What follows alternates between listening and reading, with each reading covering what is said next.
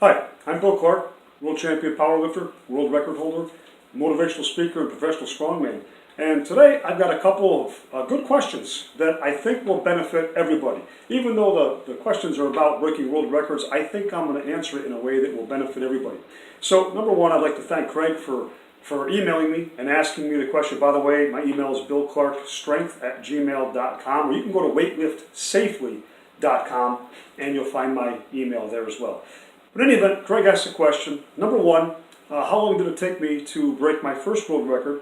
And number two, do I think he has the potential to break world records himself? So Craig sent me a couple links to some videos that he had put up and asked me to analyze his technique and look at what he was doing.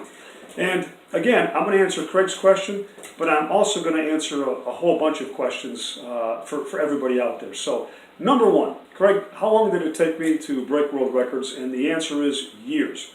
Years of dedication, of incredibly hard work beyond what I could say. Sacrifice, more sacrifice than I can ever say too. Things that just go beyond what you would think would be reasonable. That's the kind of sacrifice that I put in toward my lifting career. Now, I'm going to talk a little bit about some physics here, because I don't think you can become your very best, no matter what it is. And this is why I said it's a generalized question. So, whether you're a professional power lifter or an Olympic weightlifter, or you're competing in the shot put, or you're in the field of business, or you're a nurse, or you're a doctor, or you're working at McDonald's. I don't care what it is you're doing. If you're trying to be your very, very best, you're going to have to employ all of those elements of sacrifice, hard work, commitment, and it's not an easy lifestyle. Being your best is not an easy thing to do. It's very easy to be alive, but it's very hard to live. And when you're living and doing all the right things to get where you want to be in life, it's a very difficult process. But again, I'm going to go back to this idea of physics. We all know that distance equals time, right? The longer the distance we have, the more time it's going to take to get there. That's a given. But a lot of people don't consider that distance also equals energy. And as it applies to this question, or anything you want to do in life, if you're trying to be your best, distance equals energy. And I want you to think of your life as a path. If you have a straight line between your objective, right, your goal and your destination, where you want to be, so where you start at, and where you want to be. If it's a straight line, it's going to take so much time and it's going to take so much energy to get there. But what happens if the line is straight, but we start veering off, right? Anytime you're doing something, right? If your curfew is 10 o'clock at night and you decide to stay out till midnight, that pulls you off of your path. And it's no longer a straight line anymore. Now you're going around and around and around. You're zigzagging, which takes more time.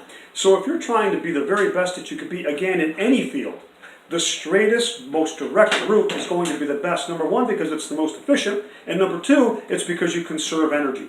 So how long did it take me to break world records? It took years, and that's being on a very straight path. My friends will tell you, I sacrificed, I never partied, I still don't.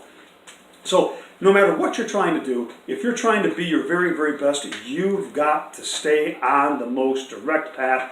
Anything else is a distraction from where you're inevitably trying to get to. And now the second question, right? Does Craig have the potential to break world records? Craig, I'm not going to lie to you. I don't know the answer to it. I saw your videos and you look pretty technically sound and you're a strong young man. I think you got a great future no matter what you decide to do in life. But I really don't think that's the question we need to ask anyway. Okay, very few people break world records in life. And I think it's one of those things that you have to find what you're naturally good at and you're talented at and all the other things that add up to breaking world record performances. So I have a fundamental question for you. Are you doing what you love to do?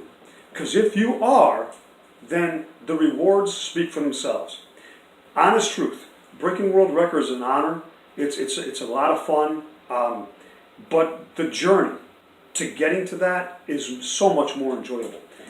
I loved being a competitive athlete because I loved being in the gym. I loved being around teammates. I loved being around fellow lifters and guys, men of strength and women of strength.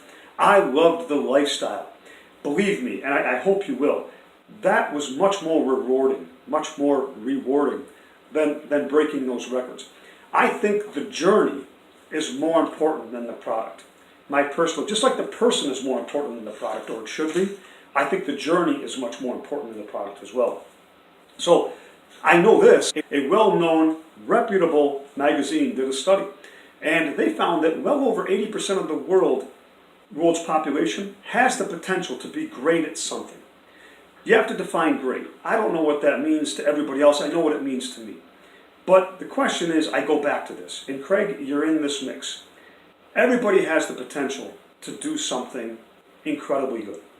If you're lucky enough to love what you do and you have a natural potential for it, then the sacrifices of getting to where you want to be don't really seem like sacrifices. But in the end, I think the key question is, do you love what you're doing?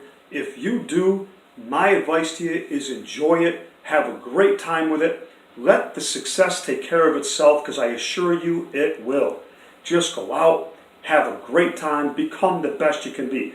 How far up that ladder it is, I don't know the answer to it. It really doesn't matter anyway. If you like what you're doing, then you have a great time, continue on. So that's my advice to you.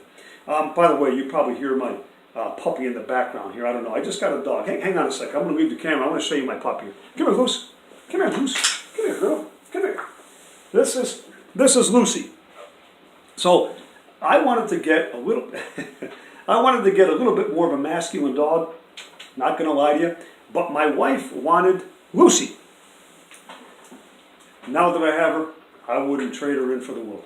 So again, the idea here is pick something that you love to do and then go out, let the progress take care of itself, enjoy the process, enjoy the journey. Okay? Thank you very much for watching. Stay strong. God bless you.